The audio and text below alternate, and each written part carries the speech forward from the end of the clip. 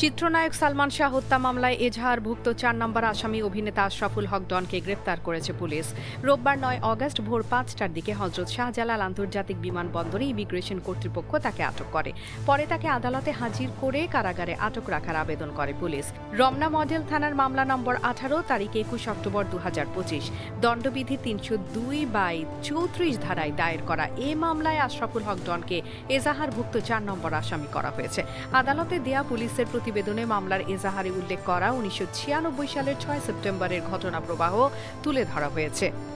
এতে সালমান শাহর মৃত্যুর দিন তার বাসায় উপস্থিত থাকা কয়েকজন ব্যক্তি এবং পরবর্তী ঘটনাবলীর বিবরণও রয়েছে।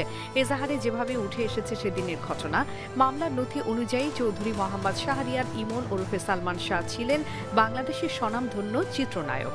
এজাহারে বলা হয়েছে ১৯৯৬ সালের ৬ সেপ্টেম্বর সকাল ৯:৩০টার দিকে সালমান শাহর মা নীলুফার জামান চৌধুরী, নীলা চৌধুরী, বাবা মৃত কমর উদ্দিন আহমেদ চৌধুরী এবং ছোট ভাই শাহরান শাহ নিউ ইস্কাটন রোডের ইস্কাটন প্লাজার ১১/বি নম্বর বাসায় সালমান শাহর সঙ্গে দেখা করতে যান। ওই দিন তাদের সিলেট যাওয়ার কথা ছিল। বাসায় গিয়ে তারা জানতে পারেন সালমান শাহ ঘুমিয়ে আছেন। তার স্ত্রী সামিরা ও কর্মচারী আবুল তাদের কথা জানান। একই সময়ে চলচ্চিত্র প্রযোজক সিদ্দিকও সালমান শাহর সঙ্গে দেখা করতে ওই বাসায় যান। সালমান ঘুমিয়ে আছেন শুনে তার বাবা মা সামিরাকে জানান সিলেট যাওয়ার পথে তারা ছেলের সঙ্গে দেখা করে যাবেন। পরে তারা বাসা থেকে চলে যান। এজাহার অনুযায়ী সকাল 11:30টার দিকে প্রোডাকশন ম্যানেজার সেলিম ফোন করে সালমান শাহর বাবাকে জানান সালমান শাহ যেন কি হয়েছে।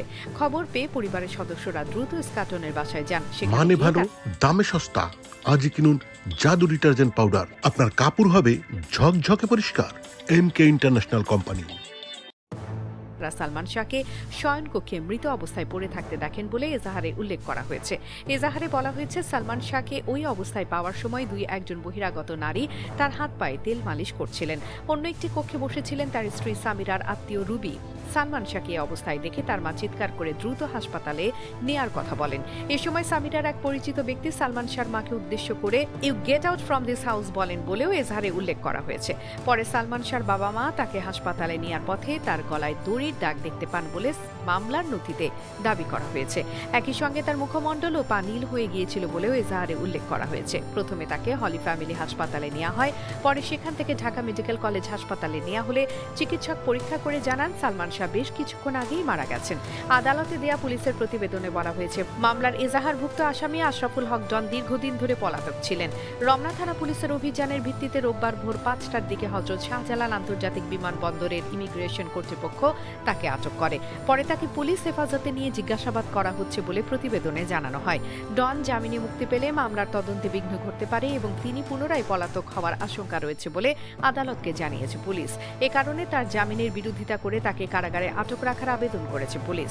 মামলাটির তদন্ত কার্যক্রম বর্তমানে চলমান রয়েছে। মুক্তি টিভি নিউজ ডেস্ক।